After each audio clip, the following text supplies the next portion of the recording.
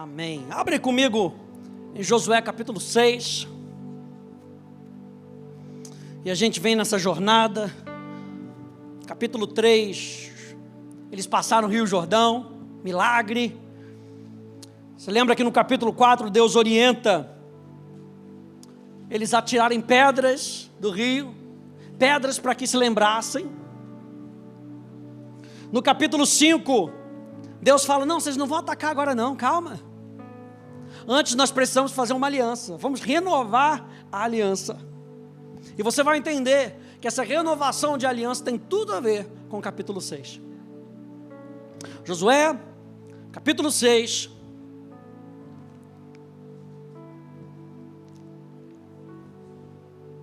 E muitas vezes, gente, para a gente tomar posse daquilo que Deus nos falou, nós precisamos enfrentar desafios.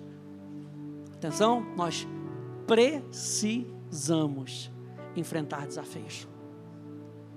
Desafios fazem parte da nossa jornada, gente, fazem a gente crescer, fazem a gente amadurecer. Mas olha só que interessante, quando nós enfrentamos desafios, Deus tem o plano de batalha. Alguém pode dizer amém a isso? É importantíssimo que eu e você saibamos que nós precisamos enfrentar desafios. Mas quando nós enfrentamos desafios, Deus tem o plano de batalha para cada um de nós. Deus tem a estratégia para cada batalha que eu e você vamos enfrentar durante a nossa jornada. E aí, diante desse desafio, o desafio estava lá, grande o suficiente para botar medo nos israelitas. Mas olha só o que diz, no versículo 1 diz, ora, Jericó estava rigorosamente fechada.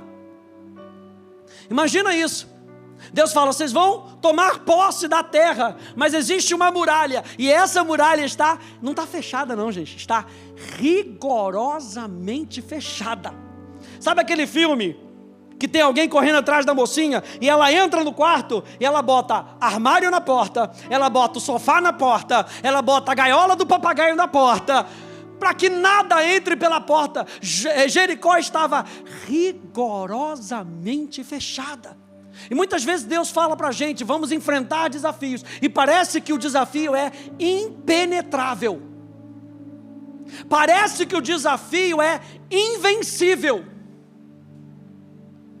Eu acho isso interessante, não dava para atacar por dentro, como comumente se faria, não dava para tentar entrar por debaixo da soleira de uma porta, para tentar atacar por dentro, de dentro para fora, não dava. Jericó estava impenetrável.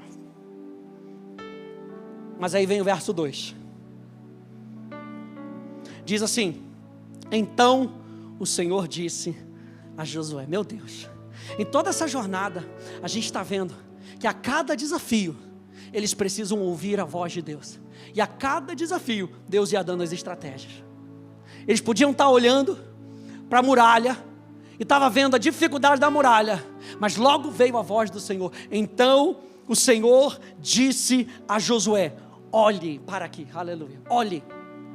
A palavra olhar é a palavra raá, e raá significa ver, perceber, considerar, contemplar, respeitar e alegrar-se com aquilo que você está vendo.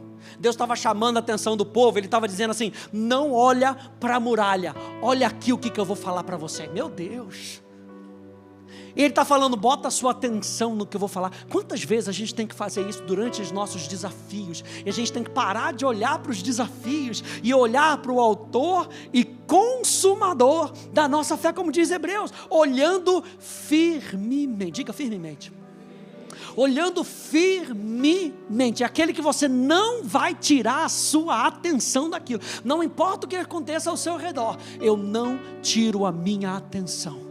E Deus vira para o povo e diz, olhe para cá, olhe, preste atenção, considere o que eu vou falar. E sabe quando a gente fala de consideração, a gente está falando de voltar a nossa atenção, para ouvir com detalhe o que a pessoa vai falar. Não é aquele ouvido de mercador como a gente brinca, fez ouvido de mercador, entrou por aqui, saiu por aqui. Não, eu quero entender o que você está falando. Considere cada detalhe do que eu estou falando para você nessa noite. Considere cada detalhe do que Deus vai falar no seu coração nessa noite. Olhe para cá. Então o Senhor disse, olhe, veja bem o que Deus estava falando. A muralha estava lá na frente. Ninguém estava negando a muralha. Ninguém estava dizendo que a muralha não existia. Ele está dizendo, olhe, estou entregando em suas mãos a cidade de Jericó, o seu rei e os seus valentes. Meu Deus, não é só a muralha não. Ele está entregando o governo da cidade. E aqueles que poderiam guerrear contra vocês, eu estou entregando tudo isso na mão de vocês. Verso 3, vocês todos os homens de guerra, devem rodear a cidade, marchando ao redor dela uma vez. Façam isso durante 6 dias. 7 sacerdotes levarão 7 trombetas de chifre de carneiro adiante da arca. No 7º dia, rodeiem a cidade 7 vezes, e os sacerdotes tocarão as trombetas. Mais uma vez, só de pensar nisso, gente. Quando a gente já veio do capítulo 5, a estratégia já era totalmente diferente. Mas Jesus não é para atacar agora. Jesus, vamos atacar agora que vai ser melhor. Calma, vamos fazer aliança. Vamos cortar, vai ter um tempo de descanso. E vocês vão entender o que eu estou falando. Quando Jesus deu outra estratégia para eles agora, quando Deus deu outra estratégia para eles agora, Ele está falando, rodeia a cidade 6 dias. Para que rodear a cidade, Jesus? E no 7º dia rodeia 7 vezes. Eu poderia chamar essa mensagem dos planos malucos de Deus, aleluia, porque não fazem sentido com a nossa razão. Preste atenção, Deus não está querendo não está querendo convencer a sua razão. Deus está querendo converter o seu coração para Ele, porque Ele vai fazer coisas que a razão vai duvidar, que a razão vai dizer, é impossível, daqui a gente não passa. Aí Deus abre o mar vermelho. Quando eles tocarem longamente a trombeta de chifre de carneiro, e vocês ouvirem o som dela, todo o povo gritará bem alto, e a muralha... Espera aí, não vai precisar lutar?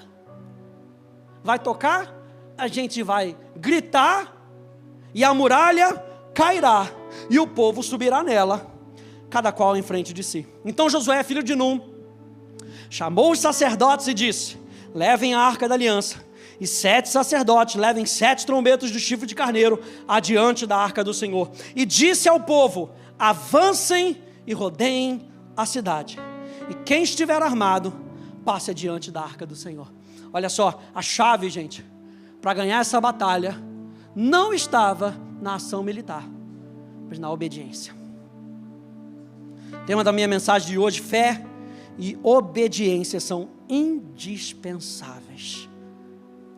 Eu e você precisamos entregar o nosso coração para as estratégias dele, para que a gente entenda que fé e obediência são indispensáveis. Assim como no Jordão, agora Josué e o povo precisavam confiar no Senhor, não nos seus próprios planos, não no seu próprio poder. Eles são completamente dependentes de Deus, a quem somente a vitória pode ser atribuída. Andar pelas muralhas da cidade pode ter parecido inadequado, até mesmo meio idiota, mas garante que os israelitas saibam, sem dúvida nenhuma, que a vitória deles vem do Senhor.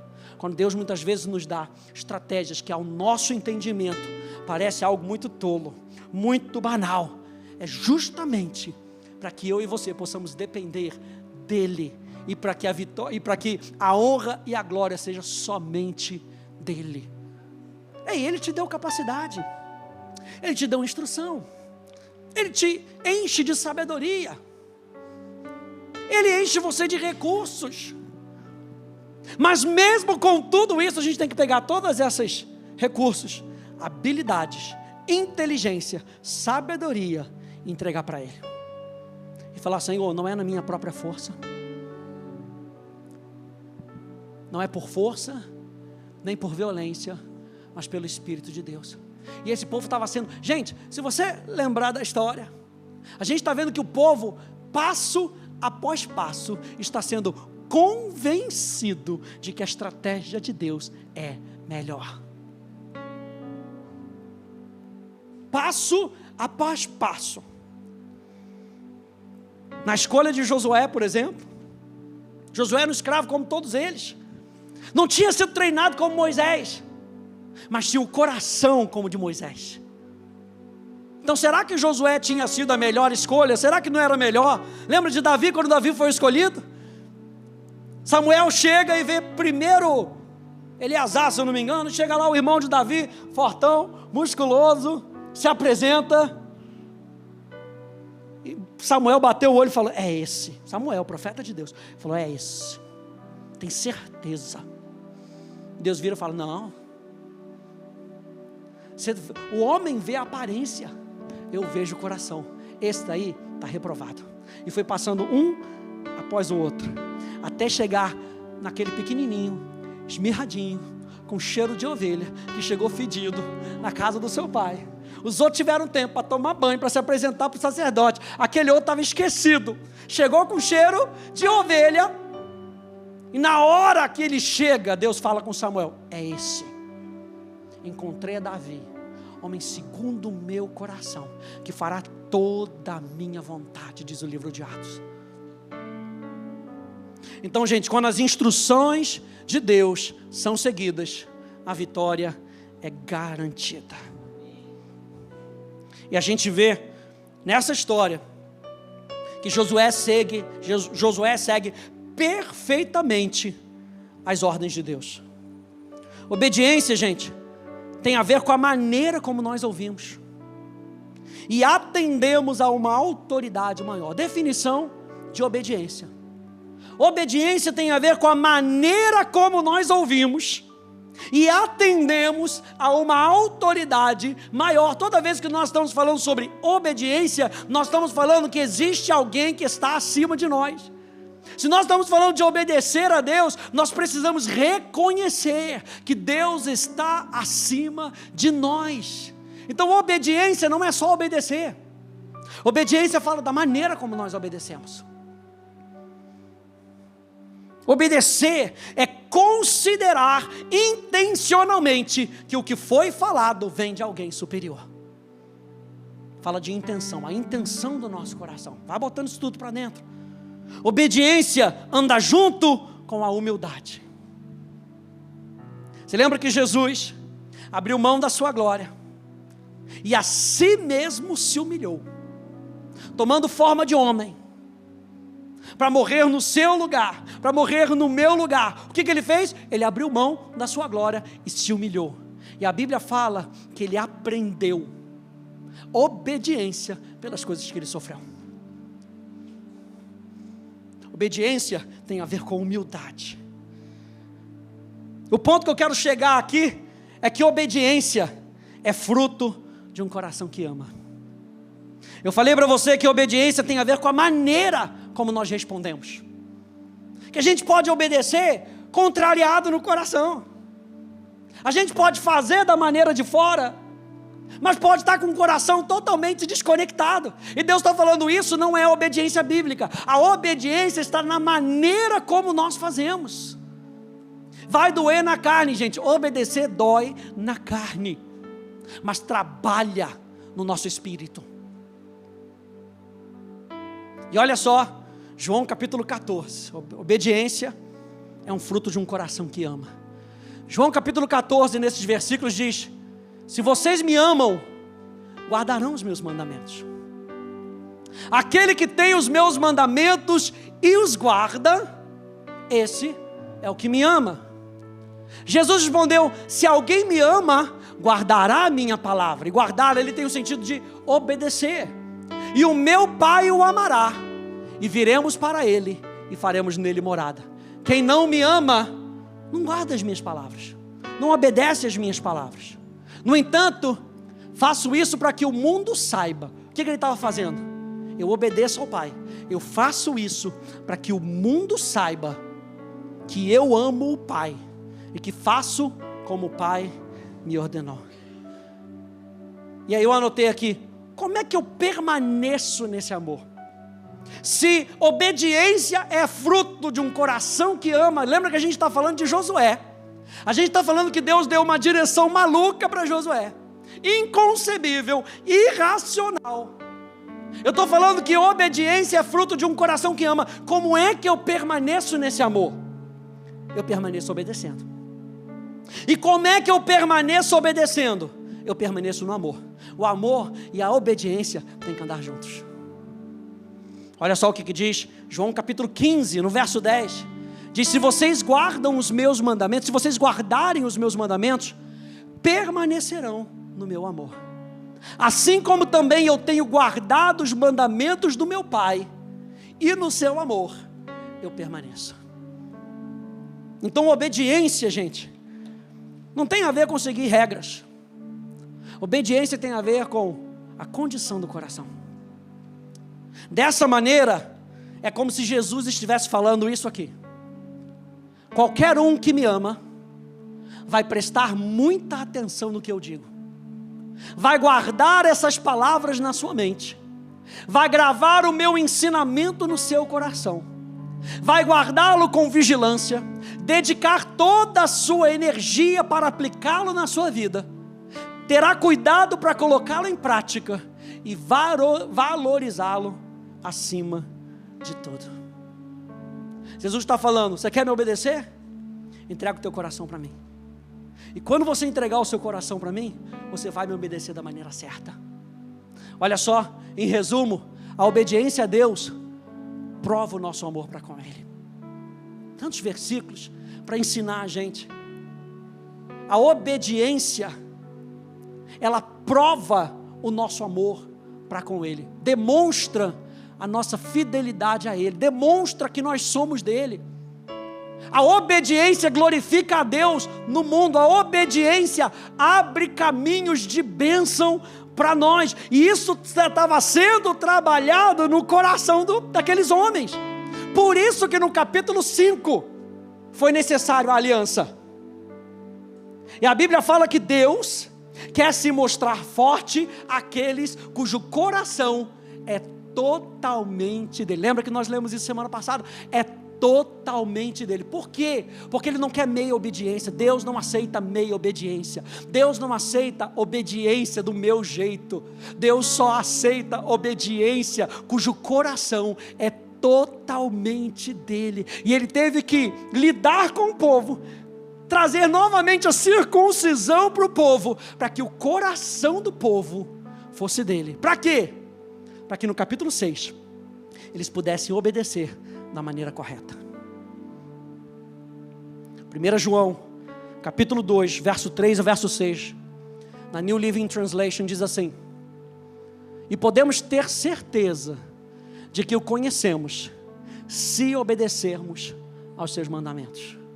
Se alguém afirma: eu conheço a Deus, mas não obedece aos mandamentos de Deus, essa pessoa é mentirosa e não vive na verdade. O apóstolo João, o apóstolo do amor, dizendo que se a pessoa diz que conhece a Deus e não obedece a Deus, essa pessoa é mentirosa. Está querendo enganar quem? Se fosse da versão de hoje, está querendo enganar quem? E ele ainda diz assim: não vive na verdade. Mas aqueles que obedecem à palavra de Deus realmente mostram como o amam completamente. É assim que sabemos que estamos vivendo nele. Aqueles que dizem que vivem em Deus devem viver suas vidas como Jesus viveu. E como é que Jesus viveu? Jesus viveu para obedecer ao Pai. Jesus viveu para agradar ao Pai. Jesus viveu se submetendo ao Pai. E eu e você somos chamados para entregar o controle da nossa vida para Ele. Vocês querem ver a vitória diante dessa muralha? Confiem o seu coração a mim. Olha só, obediência não é submissão cega, é a atenção total do amor àquele a quem deseja se entregar. Obediência é o amor se entregando. Qual é a melhor definição de obediência que você pode dar para alguém? O que é obediência? Obediência é o amor se entregando.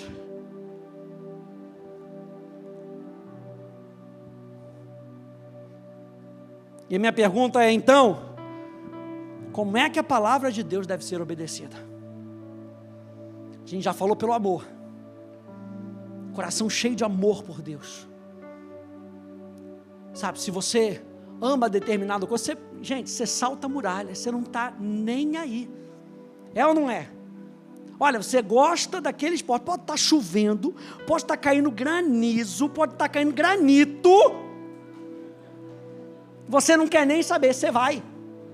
Porque você ama tanto, seu coração está tanto naquilo que não existe impedimentos. É dessa maneira que eu e você precisamos andar com Deus, sem impedimentos, sem desculpas. O meu coração é totalmente dele. E se ele pede para eu esperar, eu espero. Se ele pede para eu avançar, eu avanço.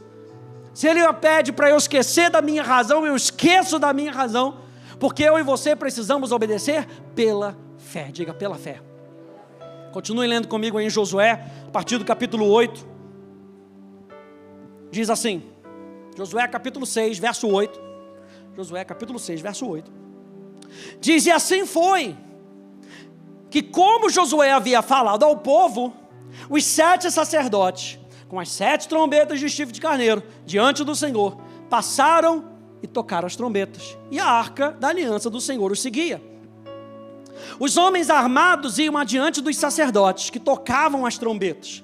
A retaguarda seguia após a arca, e as trombetas soavam continuamente. Não é interessante aqui, quando você pega a história de Josafá, 2 Crônicas, você vê que a cada batalha Deus tem uma estratégia diferente. Quando você pega 2 Crônicas, capítulo 20, Deus dá uma ordem para Josafá e fala, os cantores vão na frente. Aqui com Josué ele fala assim, os cantores vão na frente da arca, mas na frente dos cantores vão os guerreiros. Outra estratégia. E ainda tem homens na retaguarda. Eu fui estudar um pouquinho, agora antes do encontro. Sempre bom a gente estar continuamente estudando a palavra. E esses homens da retaguarda, olha só que interessante, esses homens da retaguarda, provavelmente aqui é a tribo de Dan, como está lá em Números 10, 25. Eles não eram os últimos. Sabe quando a gente acha, poxa, mas é aquela tribo que está lá na frente. Nossa, mas são os levitas que estão lá na frente. Eu fiquei na última tribo, lá atrás. Esse pessoal da retaguarda tinha uma função. Sabe qual era a função? Animar os cansados e juntar os retardatários. Era a função deles. Para quê? Para que todo mundo pudesse seguir junto. Está desanimado? Tinha uma tribo lá atrás que ia animar você. Começou a ficar cansado, começou a ficar atrás, tem uma tribo que vai chegar perto de você, vai chegar do seu lado e vai falar assim, você não vai desistir agora. Diz para mim, repete para mim, não vou desistir agora. Você não vai, Rock, você não vai desistir, não bate no tatame. Julian, não desiste. Tinha a tribo de Dan na retaguarda. E a gente às vezes acha que a gente está lá atrás, numa função que ninguém está vendo a gente é menos importante. Deus tem um propósito para aquele que vai na frente, Deus tem um propósito para aquele que fica lá atrás, para que todo mundo ande junto.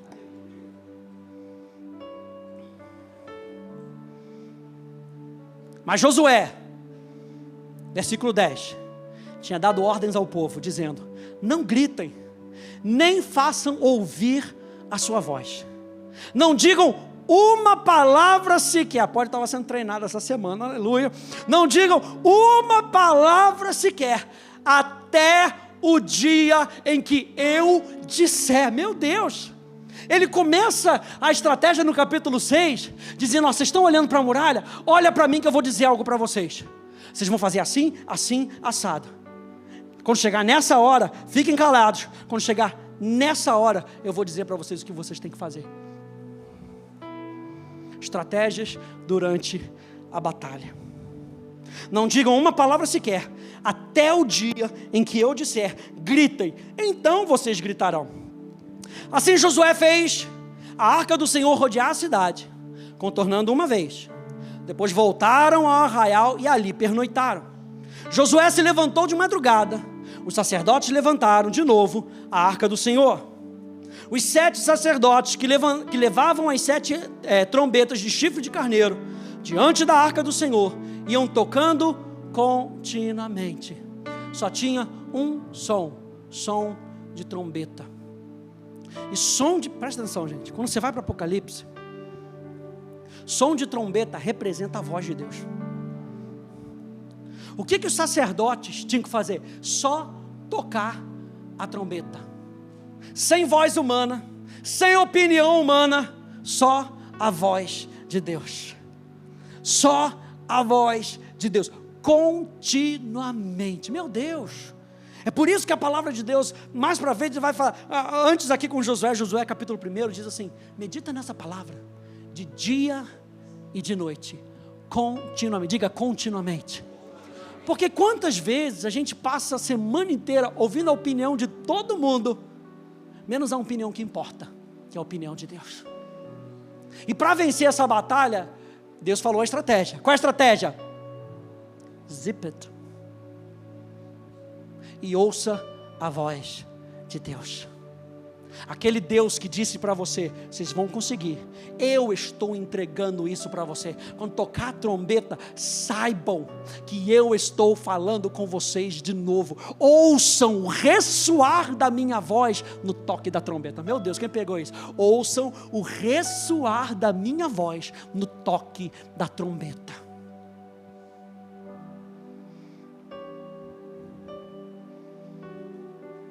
Os homens armados iam adiante deles, e a retaguarda seguia após a arca do Senhor, enquanto as trombetas soavam continuamente. No segundo dia, rodearam outra vez a cidade e voltaram para o arraial, e assim fizeram durante 6 dias. No 7º dia, madrugaram ao romper da manhã, e da mesma maneira rodearam a cidade 7 vezes. Somente naquele dia rodearam a cidade 7 vezes. Ou seja, gente, o caminho da vitória é um caminho de obediência e de fé. Porque muitas vezes a empolgação de finalmente estar diante da promessa pode nos levar a tomar atitudes contrárias ao que Deus diz.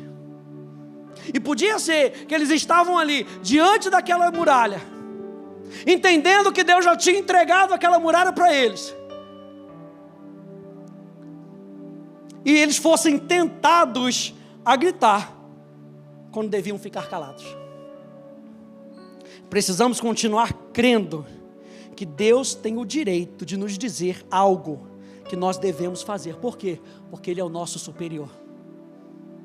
A gente entende que Ele é o nosso Pai. Aliás, já fica preparado, porque a gente vai começar uma série nos domingos, falando sobre a paternidade de Deus. Ele é o nosso Pai, Ele é seu melhor amigo, mas Ele continua sendo o nosso Deus, continua sendo aquele que é superior a nós. Então nós precisamos continuar crendo que Deus tem o direito. Porque quantas vezes a gente chega para Deus, a gente apresenta os nossos planos da nossa maneira, como se a gente tivesse o direito de fazer isso. Ele tem o direito. Ele comprou a nossa vida, gente. Eu era escravo do inferno, escravo dos demônios. Ele comprou a minha vida, Ele me resgatou do império das trevas. Ele tem o direito de me falar o que eu preciso fazer.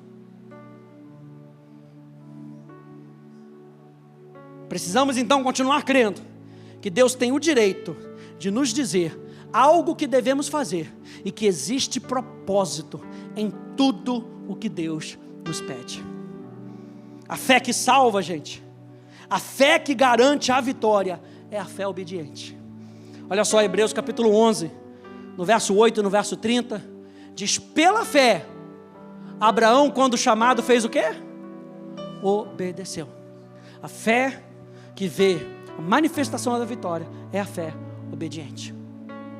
Na continuação, verso 30 diz: pela fé ruíram as muralhas de Jericó, depois, olha a obediência, depois de rodeadas por 7 dias.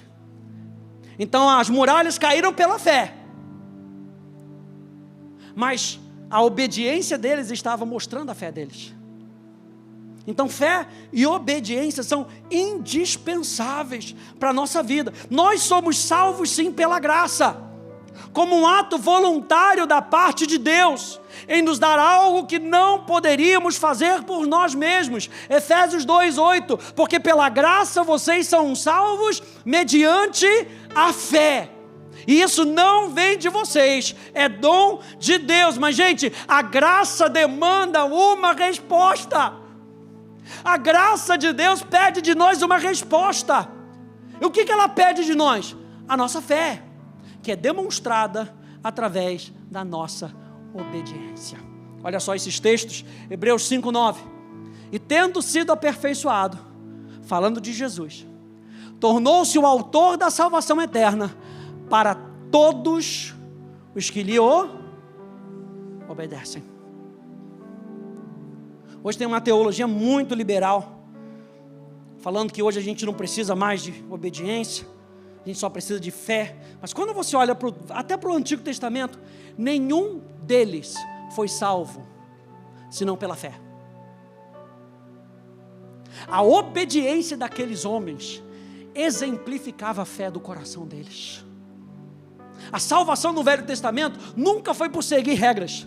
A salvação, tanto no Velho Testamento quanto no Novo Testamento, sempre foi pela fé. A fé deles em algo que viria, a nossa fé em alguém que já veio. Meu Deus do céu. Olha só esse texto, Romanos capítulo 1, no verso 5, diz: por meio dele, viemos a receber graça e apostolado, por amor do seu nome, para a obediência da fé entre todos os gentios. Atos 5, 31 a 32, Deus, porém, com a sua mão direita, o exaltou a príncipe e salvador, a fim de conceder a Israel o arrependimento e a remissão de pecados. E nós somos testemunhas desses fatos, nós e o Espírito Santo, que Deus deu aos que lhe obedecem. Então a salvação foi dada porque eles obedeceram. Qual era a obediência deles? Creiam pela fé. Receba a graça de Deus e creia pela fé. Então fé e obediência andam juntas, gente. E o fato aqui é que a arca estava no meio deles. A presença de Deus estava no meio deles. Hebreus capítulo 11, verso 6, vamos lembrar que sem fé é impossível agradar a Deus. Sem fé é impossível. Eu comecei dizendo que a obediência é um ato de amor. É o amor se entregando. A obediência demonstra a nossa fé. Não tem como a gente dizer que a gente tem fé se a gente não pratica aquilo que a gente ouve de Deus. A fé sem obras é morta. E que obras é essa? Obediência à palavra de Deus. No final das contas, gente, Deus é sempre fiel à sua palavra. Obedecer a Deus é se entregar pela fé ao amor de Deus que nos conquistou. O que esse povo estava fazendo aqui? O que eles precisavam fazer? Eles precisavam obedecer. Eles precisavam obedecer pela fé. Eles precisavam entregar o seu coração. E é assim que durante as batalhas da nossa vida nós vamos fazendo. Se a muralha está lá, eu vou obedecer. Eu vou deixar o amor de Deus que encheu o meu coração responder a alguém superior. Mesmo que seja a coisa mais maluca da minha vida, eu vou exercitar a minha fé. E como é que eu vou exercitar a minha fé? Praticando aquilo que Ele me pediu. Esse ano de 2023... ano da manifestação abundante de Deus. Qual é o texto que o pastor Hélio tem usado? Da pesca maravilhosa. Pedro não tinha pescado nada, passou a noite trabalhando, não juntou nada, cansou, já estava lavando as redes. Jesus chega perto dele e fala: pode voltar, por favor? Não, Jesus, mas você não está entendendo, pesquei a noite inteira, não peguei nada. Você pode voltar, por favor? Você sabe o que Pedro fez? Considerou a palavra de Jesus como tendo mais autoridade do que a opinião dele. E o que ele fez? Botou o barco na água de novo, botou as redes para sujarem, para serem salgadas de novo. Como é que ele fez isso? Pela fé, porque ele não via nada. O que ele tinha visto? Fracasso. O que ele tinha visto? Derrota. O que ele tinha visto? Tempo perdido. Mas conforme a palavra de Jesus, o que ele fez? Ele obedeceu pela fé, mesmo sem ver. Depois, mais para frente, tormenta no mar, tempestade. Jesus, se for você mesmo, manda uma palavra. O que Jesus falou? Jesus não falou, pode vir. Jesus deu uma ordem. Ele diz, vem. E Pedro, presta atenção, Pedro não andou sobre as águas. Pedro andou sobre a palavra de Jesus. Pedro foi com base na palavra. O que Pedro fez? Com a ordem de Jesus, ele obedeceu pela fé. Quem é que ele tinha, conhecido, que tinha feito algo parecido? Só para ele poder dizer, nossa, é mesmo. Lá no Antigo Testamento, teve uma pessoa que andou sobre as águas. Eu acho que pode acontecer. Ele não tinha nem referência. Às vezes, o milagre que Deus vai fazer na nossa vida não tem referência nenhuma para você se apoiar, para que você se apoie somente na palavra de Deus. Onde que na história que antes de Josué tinha acontecido de muralhas caírem, eles não tinham referência. A nossa única referência é a palavra que Deus nos dá, da maneira como Deus nos dá. É dessa maneira que nós obedecemos pela fé. Nós obedecemos crendo no nosso coração de que aquele que fez a promessa é fiel. Verso 16, volta lá no verso 16. E aconteceu que na 7ª vez, quando os sacerdotes tocavam as trombetas, Josué disse ao povo, gritem, porque o Senhor está entregando a cidade a vocês. No final das contas, Deus é sempre fiel à sua palavra. Pois a cidade será condenada, ela e tudo que nela houver, somente ficará viva Raabe, a prostituta, e todos os que estiverem com ela em casa, porque escondeu os mensageiros que enviamos. Verso 18. Quanto a vocês, cuidem para não ficar com nenhuma coisa das coisas condenadas. A gente vai ver isso na próxima semana. Cuidem, para que vocês não sejam atraídos pelos pormenores dessa vitória, para que vocês não esqueçam Deus e busquem as coisas materiais. Meu Deus, para não acontecer que depois de as terem condenado, vocês as tomem para si. Nesse caso, tornariam maldito o arraial de Israel e trariam confusão a ele. Porém, toda prata, ouro e utensílios de bronze e de ferro são consagrados ao Senhor, irão para o seu tesouro. Verso 20. Assim o povo gritou e os sacerdotes tocaram as trombetas. Ao ouvir o som da trombeta, o povo gritou com toda a força. Gente, o coração deles estava tanto naquilo ali, que eles não gritaram de qualquer maneira, não. Outro dia a gente estava em casa, e você consegue, a gente mora ali perto do estádio do Bafo, e a gente consegue ouvir, quando é assim, gol, duvido que você faça assim com o seu time de futebol, homem, gol do Corinthians, gol do Santos, olha que maravilha, mulher, é gol do Santos, aleluia, tanto tempo que não faz gol, né, Rogério, aleluia, tanto tempo que não faz um gol, glória, não.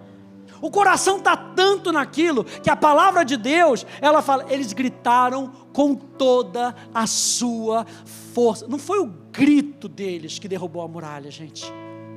Foi a confiança naquilo que Deus falou que Ele faria. Mas o coração deles estava naquilo.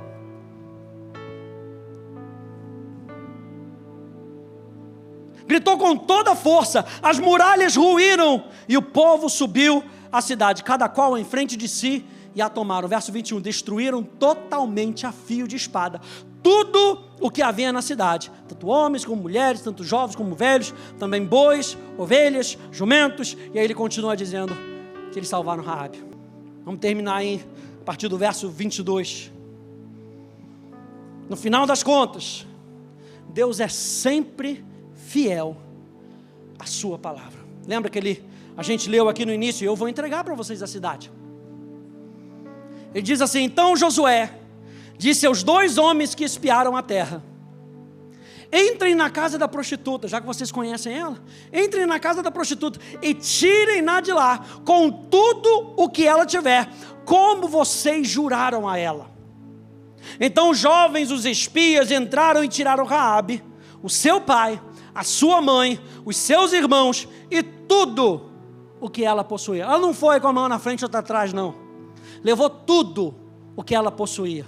Tiraram também toda a sua parentela e os acamparam fora do arraial de Israel. Deus não tinha prometido salvar Raabe, então foi isso que ele fez. Porém queimaram a cidade e tudo o que havia nela, tão somente a prata, o ouro, os utensílios de bronze e de ferro, deram para o tesouro na casa do Senhor. Mas Josué conservou com vida a prostituta Raabe, a casa do seu pai e tudo o que ela possuía. E Raabe ficou morando no meio de Israel até o dia de hoje, porque escondeu os mensageiros que Josué tinha enviado para espiar Jericó. Naquele tempo, Josué fez o povo jurar e dizer: maldito diante do Senhor seja o homem que se levantar e reedificar essa cidade de Jericó. Com a perda do seu primogênito lançará os seus alicerces, e à custa do filho mais novo lhe colocará os portões. Assim o Senhor estava com Josué, e a fama dele se espalhou por toda a terra. O que aconteceu? Deus destruiu a cidade.